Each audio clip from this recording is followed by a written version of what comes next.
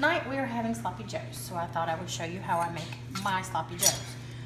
What you'll need is a pound of ground beef, you're choosing, garlic, onion, seasoning salt, A1 thick and hearty, tomato sauce.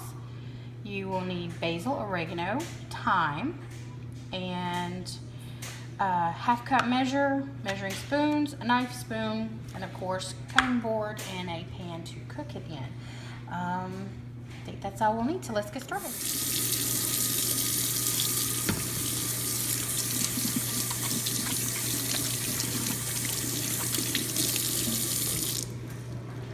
The first thing I want to do, as usual with any savory dish, is cut up my onion. I won't waste your time with this. Just know I'm going to cut it up the same way I always cut it up. So when I have this cut up and diced up to my liking, I will be back. Okay, I've got my onions diced up to my liking. The next thing I'm going to do is work on the garlic. And you feel free to use granulated garlic, garlic powder, garlic salt. I just like every once in a while just using fresh garlic because I like the taste of it, and if I have it on hand, I'm gonna go ahead and use it. Let's see, find all my little bowls in here. I want to show you how I get the garlic open. These little garlic papers really they stick to you everywhere. So, but one of the fun things about using fresh garlic is you get to pound on it. So I'm gonna take these over here and use these three. Okay, set these to the side and take your knife, put it flat down, and just squish it like that. If you've had a hard day, come home and chop up some fresh garlic because you get to pound on them. So take the paper off. Garlic is sticky. The paper sticks to it, the paper sticks to you, the paper sticks to the cutting board. It just sticks. You know what, that does not look like enough garlic for me, so I'm gonna do one more. There we go. And then I just take it and just run my knife through it. Watch your fingers. It is sticky. It can also be a little bit slippery. And I want a fine mince on this, so you just take your knife, run it back and forth, and keep doing it until it is finely minced. When I'm to that point, I'll be back. Okay, this is minced up to my liking. If you are using powdered or granulated, I would use probably half a teaspoon of it. If you're using fresh, I would say 2 to 3 cloves. If you see my ingredients look more than what yours are looking, I am doubling this recipe because it freezes really well. So whenever I make this, I do double it, and we can freeze half and half tonight. The next thing we want to do is get our ground beef into the pan, and when I'm ready to do that, I'll be back. Okay, I have my ground beef in my pan, and I'm browning it off and chopping it up at the same time. I also have my seasoning salt in there. That's optional. You don't have to use that. When this gets a little further along, I'll be back to add the onion and the garlic. When it gets to that point, I'll be back. Okay, the meat is a little further along, so I'm going to go ahead and add my onion and my garlic.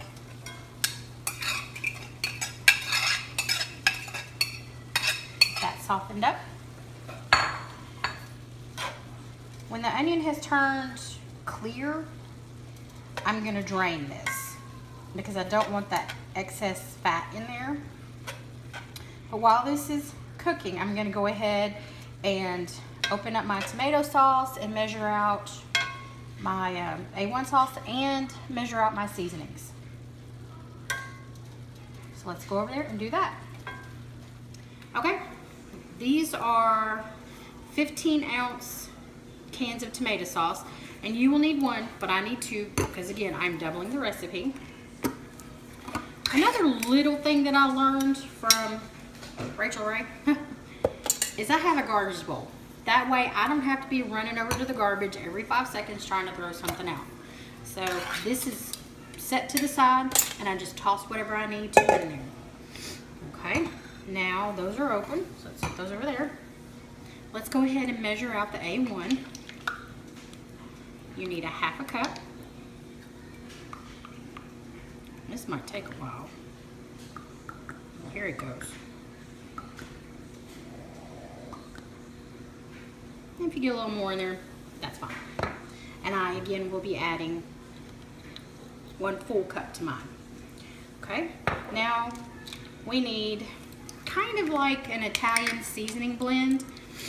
So this is thyme, and I'm going to do 1/4 teaspoon of thyme.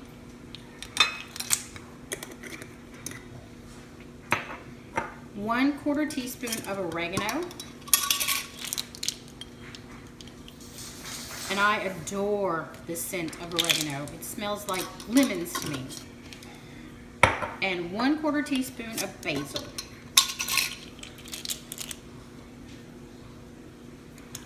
I again am gonna double it. But for the single batch, you need 1/4 teaspoon of each of these. And if you like one of these seasonings more, add a little more. If you're not fond of one of these, leave it out.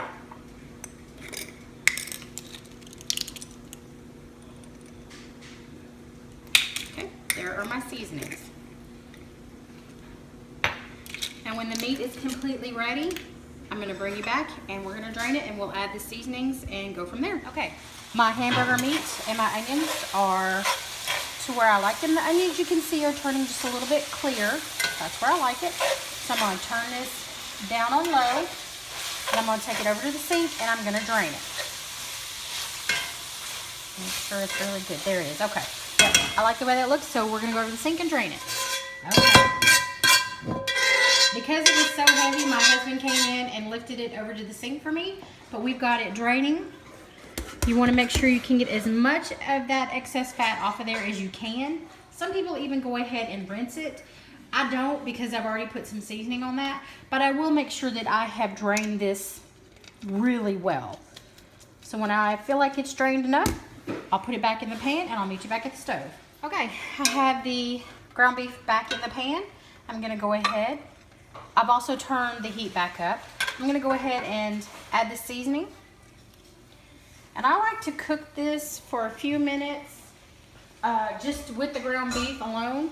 I think it develops the flavor of the seasoning a little bit. Not long, maybe just a minute. Just stir it around for a minute, just to get some heat on that alone, and so it can flavor the meat. Okay. Now, what I'm going to go ahead and do is add the tomato sauce. Now, like I said, I'm adding 2 cans. You will add 1.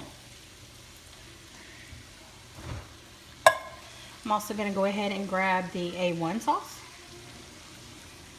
That's a 1/2 cup for you, but for me, it will be a full cup. And I'm going to go ahead and add some more. I may have to open another bottle. Uh-oh. Let me go get my other bottle.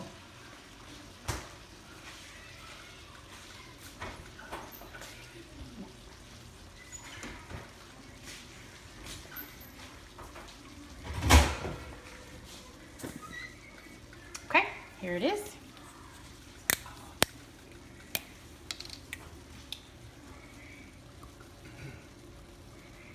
There we go. So that makes a full cup for me.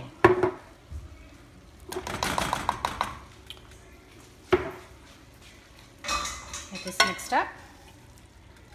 And at this point, you just let it simmer. I say this simmers probably 30 minutes, 35 minutes. The simmering part of this is just to get it to the consistency you prefer. Now, I think we prefer pretty thick sloppy Joe mix. So this may go longer than 35 minutes for us. But go ahead and set your timer for 35 minutes. Set it on medium heat or a medium low heat. Of course, come back and stir it. Make sure nothing is sticking. And if you want to go ahead and taste it for seasoning, go ahead. You may want to add some more of the Italian blend or some salt and pepper or even some hot sauce. My family doesn't really prefer that, but I do. So I may add some to mine when I put it on the bun. When it gets to the consistency we prefer, I'll be back. Okay, this has gone for about 20 minutes and you can see it's still bubbling. It's not as thick as I like it. So I'm gonna let this go for probably 10 or 15 more minutes. But I want you to see how it bubbles. That you want it to bubble like this the whole time it's cooking. Make sure you come back and you stir it as often as you want to. Make sure it's not sticking. I'm trying to see if you can see the bubbles, but it's bubbling. Like I said, I think I want 10 or 15 more minutes on it. So set my timer and I'll be back. Okay, this is thickened up really nicely for me. So today this took around 30 minutes. It may vary for you, but this is thickened up really, really nice. This is gonna make some good sloppy joes. Now what I'm gonna do is turn it off, and I'm gonna let it sit for about 10 minutes because I want it to cool off, one, and I also want it to thicken up a little more. So when I have it put on the sandwich, I'll be back. Okay, here it is, homemade sloppy joes. Usually serve this with French fries, potato chips, or some cut up veggies. I hope you enjoy.